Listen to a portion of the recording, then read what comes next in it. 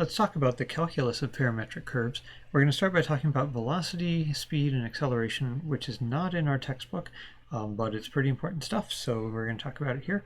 Let's take some new airplane data that's just a little easier to work with. It's artificial. I just made up the numbers to avoid bad coincidences. So let's say we have these 3 time points. My first question is, what's the x velocity from the first time point to the second time point? So let's say, what's the x velocity?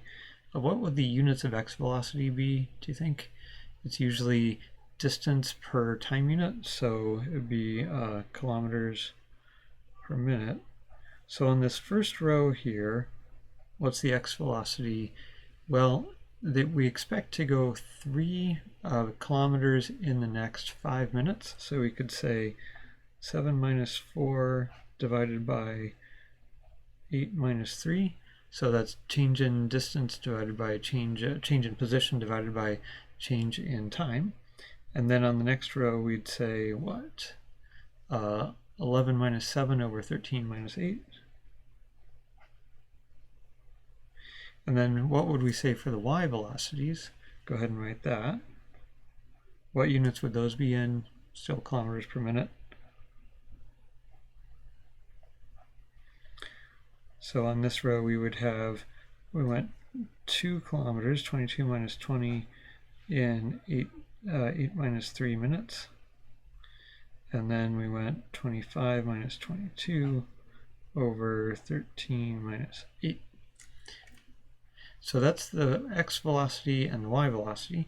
But now let's talk about the velocity vector, which is a combination of the two. So we'll say velocity and we'll put a vector hat over it at time t. And that is, does this remind you of anything like change in this divided by change in that? That's basically a derivative. So it's basically x prime at time t, comma y prime at time t. Here we're doing it based on data, but if you had formulas for the x and y position at time t involving cosines and e to the x and whatever else, you could take the derivative of each of those, and those two things as a vector, as kind of an ordered pair, that's our velocity vector. So now a question is, what's the speed at time t? Because we're going some speed this direction, we're going some speed that direction. What's our overall speed?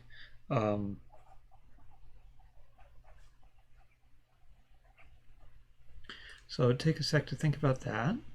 Well, drawing a diagram wouldn't hurt here. We could say we started out here at 4 and 20, and then we headed out here and ended up at 7 and 22. And we did that in 5 minutes, right? So how far did we go in that many minutes? So we'd say speed equals distance traveled divided by elapsed time.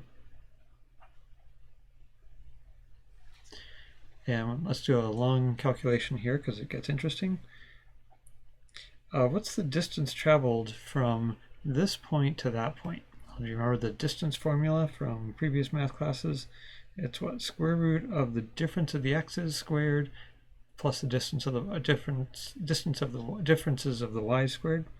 So that would be change in x, so 7 minus 4 squared plus the change in y, 22 minus 20 squared. So that square root, and then divide all that. So this part is not in the square root by the elapsed time, which is 8 minus 3, for example. Seems fairly straightforward. At least you could calculate this, and then over here you could have a speed column that well, actually, think about that. Here I've already got the 8 over 8 minus 3 in the denominator, but over here I don't. It's not getting squared. So let's think about trying to match those two up. Can we rewrite this as delta x squared plus delta y squared all over delta t? That kind of makes sense. And now let's do some algebra. Let's bring the delta t inside the square root. So we're going to have a big old square root. We'll have delta x squared plus delta y squared all over. And will it be just delta t? No, when you bring something inside a square root, you have to square it. So if you took it back out, the squaring and the square rooting would cancel and you get just delta t. So we get delta t squared like that. And now we've got a fraction. We can break that up because we just have a single term in the denominator. So we'd have delta x squared over delta t squared plus delta y squared over delta t squared. And now we've got squaring on the top and bottom, so we can collapse that and just square one thing. And so we'll do delta x over delta t squared and delta y over delta t squared. Square root that whole thing. Now that matches what we have up here, right? That's delta x over delta t, that's delta y over delta t. So we could compute the speed by doing that squared plus that squared and square rooting. So that's pretty nice. But what else does this give us? What's another name for delta x over delta t when we have formulas hanging around? Well, that's basically x prime, right? The rate of change of x, so we're squaring that, plus y prime, squaring that. So our overall speed, so speed is a particular number, a single number that says how fast we're going, regardless of what direction.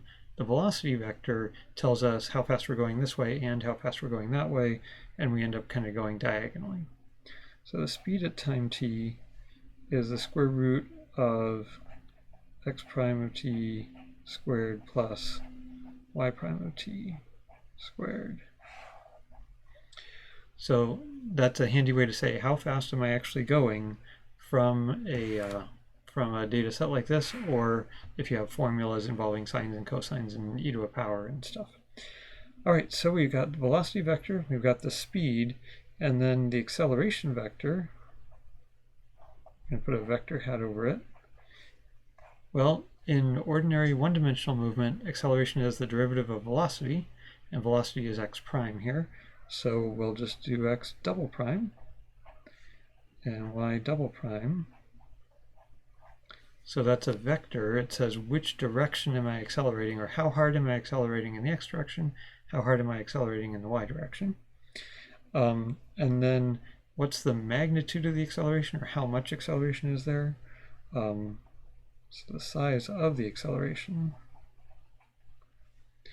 would then be the square root of x double prime t squared plus y double prime t squared, simply by analogy with what we did over here. That's kind of the length of the acceleration vector. You get the feeling there's a lot of Pythagorean theorem stuff going on here, right?